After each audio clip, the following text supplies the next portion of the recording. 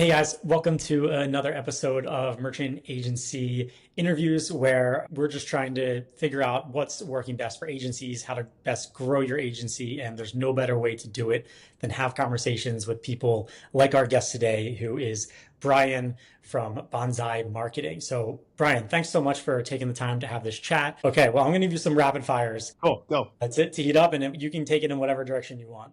All right. So, let's start it with some easy ones. How long Yeah. have you been in the marketing space for? Let's see. I was 8 years old, opened up my first business, which is a mistletoe stand. My grandmother taught me how to tie a little red bow that was cute. I went down to the local Safeway. I think I made like $5,000 in 2 weeks. I thought I was like the next, and I'm not going to use that word that I used to say back in the day because now it's just a bad word. He's our president, whatever. Screw that. I thought I was the next, whatever. And then what I found out the year after that was I thought I would grow. I wanted to go to two Safeways. So I taught my friend how to tie the little red ribbon. He ended up opening up an opposing mistletoe stand across the way and took my market. So I got my first business competed against when I was like 10. So yeah, I've been at it for a long time. The digital marketing stuff. I was the guy that you could give me the computer, and within a week I figured it all out. I actually took my whole first Commodore 64 apart and told my mom I'd put it back together. She was crying because she had spent like her whole paycheck getting this thing. But yeah, I've been at it for a long time. She must have loved that. So all right, let's throw a year on it. The year is what? And you just went out and you got your first marketing client. It was officially was 2007. I had been doing it for agencies, and I was in radio for a stint. I did an online thing. So, but truly by myself. My wife was going for her master's, and I had a period where I could just kind of live off almost nothing, like peanuts. In fact, I still call it the $1 couch. We went and had a $1 couch and a $1 car. My first client was out of San Jose. It was an auto repair shop.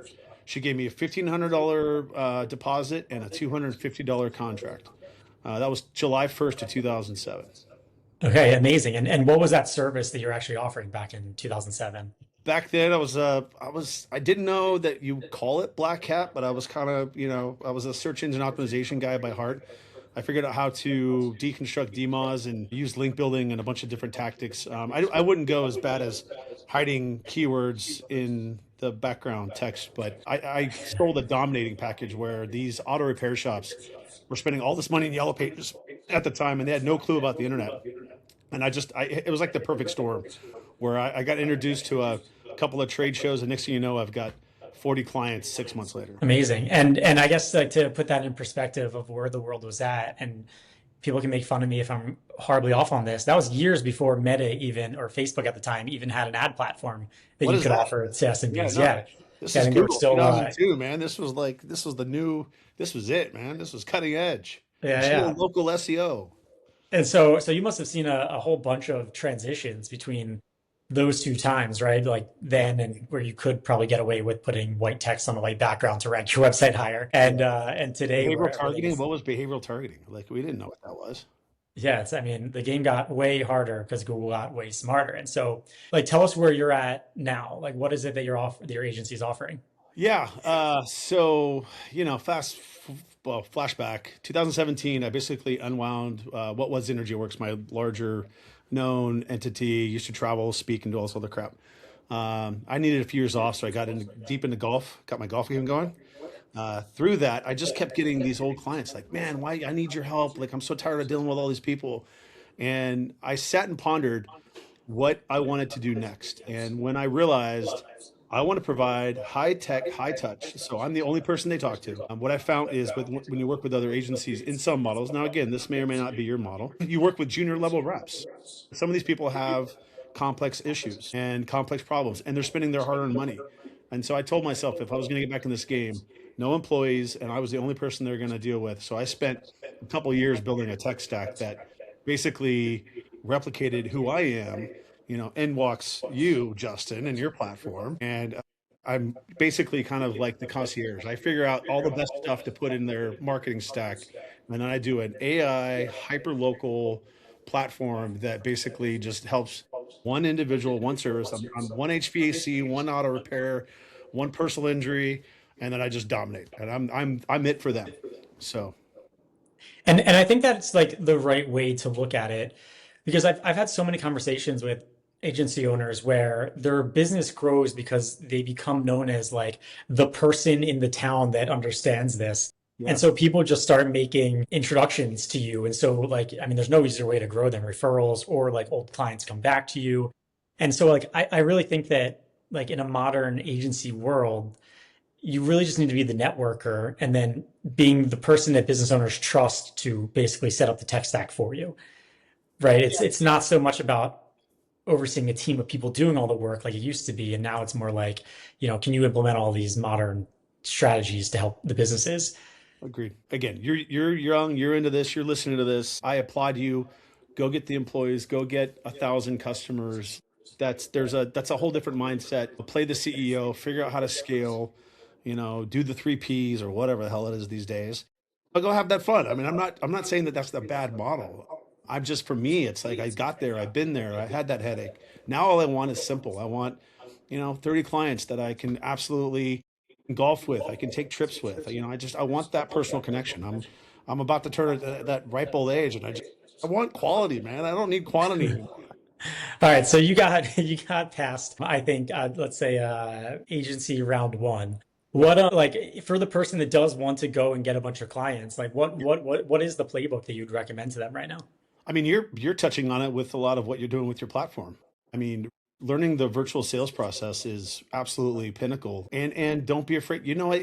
Every new business owner or new agency or new person, new entrepreneur, you need to learn how to knock on a door. If you can't knock on a door and get a cold relationship, if you can't stand in the line at a Starbucks and get a client, you don't necessarily you shouldn't be in business. I mean, that's part of the process. There's a certain animal that comes with sales, and in the end you can slice the onion different, but I would say that the key growth factor for most young or getting into the business, and again, I'm seeing a lot of people who were executives for 25 years, they're retiring, they just want kind of that thing that's going to make them 10 grand a month or whatever that number is.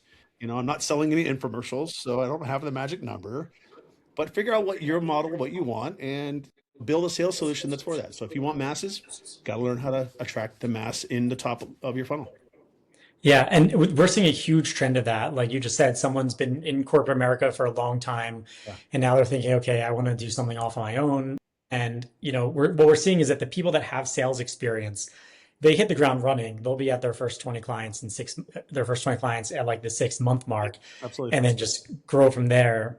And it's the ones that don't yet have the sales experience, where I'd say there probably is that like 3 to 6 month period where it is really just getting comfortable on the phones, figuring out how to position things, and just building up your confidence, right? It's really hard to wake up one day and say, hey, I'm going to do this and, speak confidently about it. Yeah, no, totally. And I encourage people to make mistakes and don't act like you know something if you don't know it. Like, don't be afraid. With today's world, I mean, God forbid you go to ChatGPT. How do I set up a Google local ads campaign correctly? I mean, come on. There's a reason that that person wants you to help them. And whether you have mastery level knowledge or you're just getting into it, most people just want someone to hold their hand while they're going through this process. Yeah, I totally agree with you. And I think that some people might think like, well, like, can't they just do this themselves? Yeah, And my answer to that is, well, there's Wix and Squarespace and a bunch of others that make super easy website builders, and those are huge companies. And you can totally build a website on your own for 20 bucks a month, and it'll take you a couple hours and you'll be done. And that's one type of person. And then there's a whole different class of people that would gladly pay you $10,000 to build a website just so they don't even have to know how to log into Wix or whatever website platform it might be. And so, I think not trying to be like the one service for everybody, but realizing like, who is your ideal customer and going after them is really key. 100%. The thing that I've realized, my target right now is that person that is a 500,000, a million. They've got three or four employees. They're the roofer that like they're tired of being, eighth or seventh or 10th on a search or wherever, and they're ready to step up. They've got the procedures and processes. They're just not. They're missing that rung, that next rung to get to that next level. That's my perfect client right now, is because they've already kind of figured out all the mistakes. They're not trying to hire on a regular basis, and they're losing people left and right. I tell everyone, great marketing doesn't solve a bad business owner. Yeah, no, it's totally true. And you can pretty easily figure out who's going to be a good client or a bad client as you're Up speaking and to them. fast. Hire slow, Yes. hire fast. So I know you're really big on automations. Have Yeah. you, what would you say your favorite automation platform is as an agency owner, or have you played around with Clawbot, See, like, now you're gonna or start OpenClaw? my little secret sauce. All right. I tell you, I've dumped full force into Make and all of the different automation sequences that you can create. And yeah, even I have to hire people. Sure, I could figure it out, but I don't want to have to worry about the learning curve. I'm blessed that I can put cash resources to figure things out fast just because I can hire three or four people. Yes, I use Fiverr. Yes, I use Upwork. Yes, I use every known freelance entity that's out there. But I'm not afraid to hire two or three people to do the same job and see what the results are, and then just stick with that one person. That's been my little secret blend in terms of figuring out the automation piece is getting my virtual tech stack. I've got a virtual sales assistant. She's been with me, or virtual assistant. She's been with me for 4 years. She's in the Philippines. I pay her $4 an hour, and everyone's like, "Oh my God, how you pay her $4 an hour?" Over there, that's like making $60 an hour, and she's phenomenal. And she works 40 hours a week. Just a regular. I gave her a Christmas bonus. It's like I treat her like a regular employee. I just don't have all the headache of having a localized, you know, employee team. Yeah, no, I totally get it. And we've had some people that have known us for many years that are in other countries. And it's pretty similar to hiring someone local. You're gonna interview a lot of people. Some of them might not be as good as they said they were, and you hire them anyway and have to learn that the hard way. And then others are just gonna be these gems where, they're with you for a very long time. So like I've heard many people say, oh, it's all like junk on Upwork or whatever. Have you ever like Only as scrolled good as the through? input you put in. You put in bad input, you're going to get bad output. Sorry. Yeah, and I've tried hiring off of LinkedIn before and Indeed, Yeah, and it's junk. Like you get so much junk no matter where you post your job. I just think, 100%. like, yeah, you just have to spend the time to like truly vet and understand what it is that you need to hire. You notice how I kind of went around that question of naming an individual technology that yeah. Yeah, I was letting you out of that. Oh, wait. Oh, you know what? Justin, I'll do it for you. Paige is phenomenal. Okay. Yes. You have built Oh, a well, thank you. great system. I mean, that's, again, part of the tech stack of learning, which pieces to put in when. You've become one of those little critical pieces. So I Amazing. hope you stick around. I need you to stick around because I'm building a We're whole not going platform anywhere. on you. So We're not going anywhere. But no, as far as like automation tools, I think that like you can get so much leverage mixing in like our product or whatever else you're using, really, if you yeah, just become that expert in Make or Zapier or N8N. I've been a Zapier loyalist because I've been using it for, I don't know, over a decade now and just my comfort zone. And yeah. there were more like agentic things that we wanted to dabble with recently. So we had to go to N8N and I put in charge. We have like an integrations guy and he did it. And it kind of is eating away at me that I didn't get the opportunity to like learn That's another one of N8N those because that it seems I don't want to pay for the. I mean, I don't want to naturally have to go through the learning curve. I'll just like if you say you're good at it, show me a couple of workflows, show me the output, and let's go. that's the decade difference between us, I think. I still want to get my hands dirty and Go, learn. go for it. What is it? The old shepherd and the young shepherd sit at the top of the hill. I won't tell the rest of the joke, but Cool. So, like, where do you see agencies going from here? Because obviously we're in an interesting moment. yeah, yeah.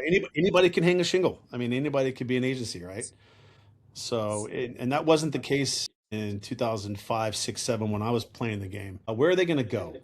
I think you're going to get a lot of what I quote unquote family doctors, people who are really good at the general. I think that what you're going to find is that the consumer, the business owner, gets more and more educated as they go to trade shows, as they, surround themselves with 20 groups. I can tell you right now, if you own an agency and you haven't been invited to a 20 group and you get invited, you better do whatever you can. I mean, break every rule, quit whatever you got to go to. Unfortunately, don't go to your daughter's soccer game. Go to that 20 group meeting because what you're going to do is you're going to sit around 19 other and that person who invited you, business owners in a single industry, and you're going to learn from the creme de la creme.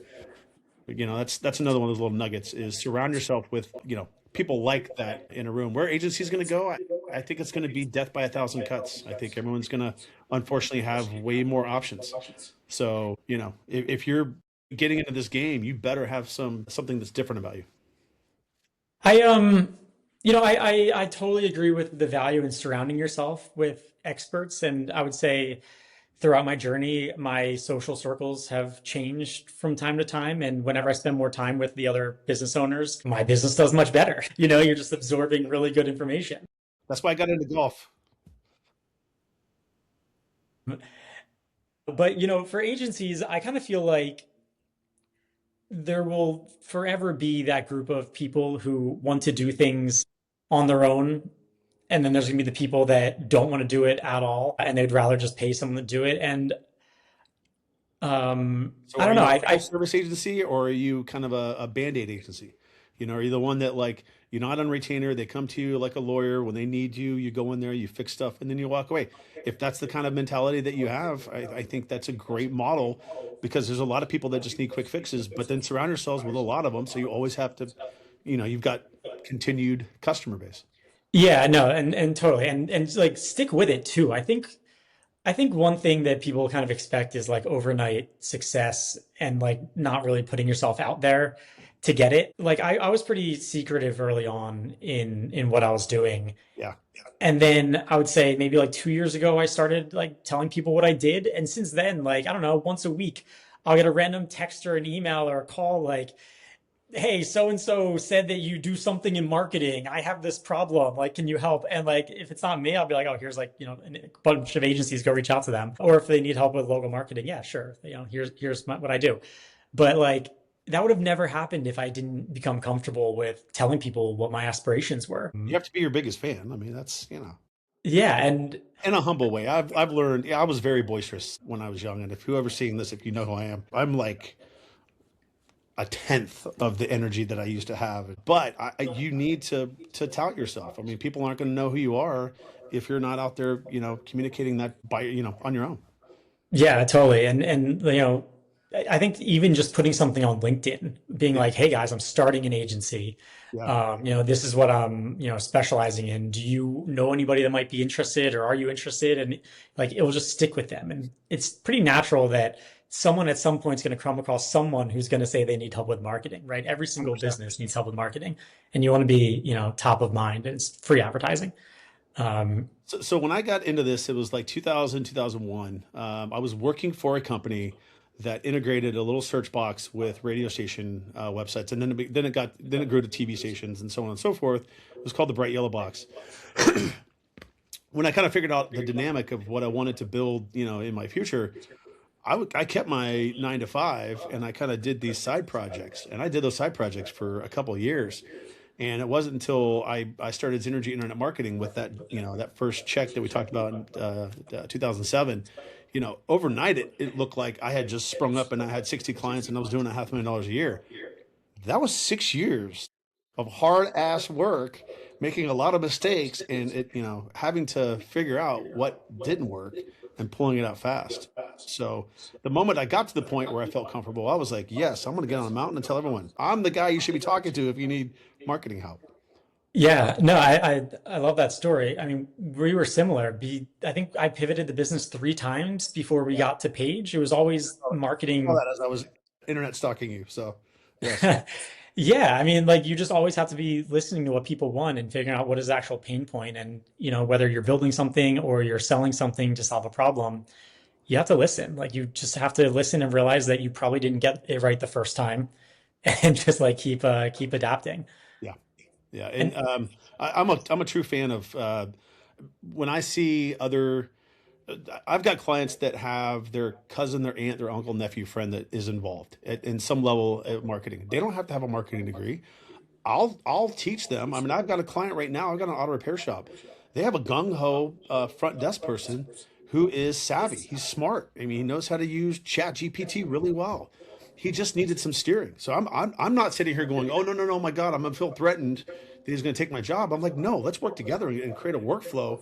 No, let's create a production sequence each week where you handle the social, the internal photography, the videography. But you know what cars are coming in. Become part of the marketing team, And it's like my old self would have been like, oh no, he can't do that because he's going to take my job away. It's like no. Find the pieces that are already working in the customer's, you know, um, business, and then just adapt to it and be a part of it. yeah, no, and I totally love that. like I think that goes with also finding good clients, right? Yeah, You almost want them to want to take on part of what you're doing. sure. Um, It only and helps. then yeah, and also like it sounds like you're a big fan on positioning yourself almost as like a fractional head of marketing. So like you're not I did necessarily that an model for like agency. 2 years, the fractional CMO stuff. Yeah. And I think it's a really cool position because, you're then the expert that they come to for all things marketing. Yeah. Um, and and like that lets you get like very intimate with the business. You understand how it works, so you're going to better understand what it needs. Obviously, it's harder to build up a huge empire doing that, but you can charge a good amount more, and they'll be stickier, right? Because they start to rely on you for their day to day a little more. So, in the model that you're going for now, like, can you run me through what your engagements look like? Yeah, that's interesting. So I'll give you just 2 minutes on the fractional stuff because that led into kind of realizing, even after, let's call it, I sunset the big agency model. I'm back into building a boutique, which is I'm just staying boutique. I'm going to be boutique. I'm going to be small on purpose. When I was doing the fractional, I realized very quickly that you do become such an integral part that they start pressuring you to actually become an employee. And I'm like, no, I can't do it. I don't care what I had like a ridiculous contract with this guy. He was buying companies. He was rolling up. He was basically trying to become the home service guru of the area. He was a plumber, then an HVAC. Then he kept buying up different verticals. And it just got to a point where I even told him, I'm like, you either need to hire me or just hire somebody else internally because you're growing too fast. And so that's when I realized the way that I do it now and building is I've built a lead funnel that specifically targets one industry. So like right now, I'm finishing up HVAC. I thought I had one about a week ago and just not a good fit. And I'm firing fast, not hiring slow, as I said. Mhm. I just kind of realized that this is not going to be the right fit. So the good part was I had other people to talk to. And so I'm just going after that one person. The engagement is I tell them, look, we're going to date for 6 months. You're going to give me 3 months. You're going to guarantee me 3 months because I'm guaranteeing you I'm going to give you 100% of my playbook that took me 25 years to build. So you're going to give me 3 months on a contract. And then from there on out, if I'm not doing my job, I walk away. And so I set a monthly retainer. In that retainer, I've built the tech stack. I don't piecemeal all the different stuff. Now, with that, I do charge for the hosting and some of the ancillary stuff. When I do add an AI chatbot, if I do add other components to it, I charge just the cost. So I Mhm. keep my retainer so they understand that when I'm making recommendations, it's not because I'm getting some margin to it. It's because I'm building what's best for them, and that's exactly how I use your product. Is I fold it into what I know is going to be their level, and I started at base level. I won't not go below this level, but I've got clients that range anywhere from the 1,500 to 5 grand, depending on what they're looking for. That's great. I do like the transparency that you give around the cost of the software because everyone knows that when you hire a new marketing person, in comes a whole lot of new software. And it's yeah, that would be a peace of mind. And I totally can relate to your comment around when you're really good as a fractional marketing person that they try to bring you in as an employee. I've been wrangling with that myself on and off with different marketing contractors that we've used. But I think it also goes to show like the psychology of a business owner, which is if you can build the trust with them and show them that you're good in one area, everything that's kind of like tangentially related, they're Yep. going to start to go to you and ask you for your advice on. And like, I think that's why you see some agencies that start off with like, we're going to do local SEO, and then they end up also figuring out paid ads, website SEO, LSA. And it's Branding. because, They're branding yeah, experts. You're that's like, you've done one brand. Like, how are you an expert? but just because like their clients that trust them are asking them for help with all of these different things because once you I think like trust is just the most important pillar that you create, and then I think your agency will naturally kind of blossom from there. And Yeah, I tell, so I tell every client transparently, I play very well in the sandbox. I'm not afraid that anyone's going to come in that's either going to know more or know less. I'll let you know when they know more. I've got a great client right now. They've got 10 locations. They're not quite ready for Paige, but they're so close. They've got a webmaster, they've got an agency, they have like three other different components. And I play very well in the space of what I have because I have a piece that none of the other touches well. They say that they do on their websites. They all say that they do SEO, but they don't do SEO like a brain surgeon, So everyone's going to have a medical group. It's going to be the family doctor. Then there's going to be their brain surgeon. Then there's going to be you don't want to be the GI or the other person. And as you get older, you'll understand, Justin, what a GI doctor is. But you've got years. Yeah, give me some time, would you? Um, cool. All right. So like what's next for you? Like what's the vision for the next, I don't know, 10 years? 10 years. Let's see. 5 years? Two? I mean, I'm going to work until I die. I know that. I'm always going to, be a resource in some fashion or another. Right now, I'm trying to improve my golf game. So that's important. But my clients are also as important. And you laugh. I actually have it in my contract. Tuesdays and Thursdays, they can't talk to me. If they talk to me, it's double time. So like, and like I squeeze to get on your 10 o'clock. I'm like, sometimes I just like want to hear what the hell's going on again because I've been so disconnected for the last couple of years. But where am I going to be in 5 years? I do plan on, like my business mentor told me, there's a age of acquisition where you want to do everything, gather everything, and then there's an age of distribution. I'm kind of getting into that, like, I want to show the world how to do this correctly and be a good steward to this whole marketing animal. So I'm building something that I want to basically build a box for, and that I want to show other people throughout the nation how to take that box and build something themselves. And then yeah, I'm going to get a little piece, of what I help them build, and then I'll be there for them. I mean, I do want to build something that I can then kind of pass on and then be a steward for others. I've done it in several capacities. I tried to build an incubator and do the whole, I live in Silicon Valley. I'm north of Silicon Valley, but I played that whole VC game. I can see me having aspects of, wanting to build something where I can create a legacy for other people. Yeah.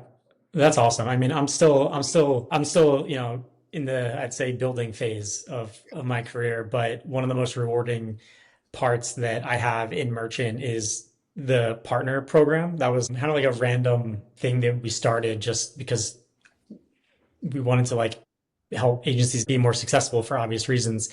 Yeah. But like the relationships that I've gotten to build with agency owners through that has just been amazing. And I see, I don't know, a story every single week where someone got their first client or they quit their full-time job and now they're, their agency on their own. And like, it's amazing. I started my Cool. business as a side hustle and now I've helped, I don't know, tons of people do the same. Yeah. Uh, I mean, it's got to I feel love good, right? I mean, that's it. You're a good steward, man. I've been watching, dude. I'm honored to be on your show. I mean, you're building good, man.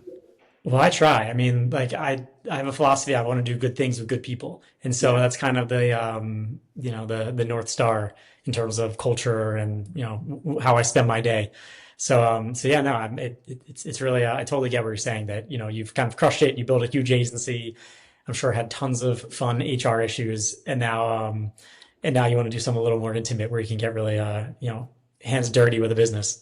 Yeah, no, I had my fun, man. I worked for Guy Fieri was a client of mine forever. I worked for NBC Digital, with NBC Digital and Food Network, and did the whole thing flying in New York. And again, I've played that game. It's fun, but it's not something I want to do for the rest of my life. I don't want to, it's just you get to a certain point where like all you want is family, good friends, and Working on your putting. Well, look, I really appreciate you spending about 30 minutes with us. yeah. Do you have any last minute advice for anyone that's watching this growing agency or want to share where people can learn more about what you're up to? I'm an open book. What's funny is everyone's like, when are you gonna get your website done? Because I've been building it for like 2 months. I kind of felt like a side project because I didn't even have to have a website to have clients. I've just been at it for so long, especially in the local area. If you see this and you feel compelled to reach out to me, I am going to respond. I told every single person my entire career, if you want 5 minutes of my time, I'll give it, but I'm going to ask you two things. And if you don't do those two things, I'm not giving you my 5 minutes. So you can Google me, find me, In fact, why don't you Google my name, Bryan Fikes, BryanFikes. See, Justin, that's a good signal. Then my name, I'll start taking Yeah, down. smart.